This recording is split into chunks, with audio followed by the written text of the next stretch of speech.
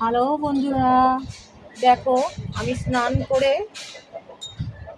একটু সেজে নিয়েছি কুমকুম দিয়ে। অনেক দিন বছর, মানে অনেক দিন না, অনেক বছর পরেই এই কুমকুমের কথাটা হঠাৎ মনে পড়েছে। কুমকুম দিয়ে এইভাবে আমি আগে যখন কলেজে পড়তাম তখন আমি এইভাবে সাজতে ভালোবাসতাম। রোদ্দুরের দিকে, তোমাদের দিকে মুখটা করি, একটু রোদ্দুরটাও গায়ে লাগছে, বেশ আরাম লাগছে। আজকে গরম জল দিয়ে স্নান করলাম, গলায় ব্যথা যেহেতু।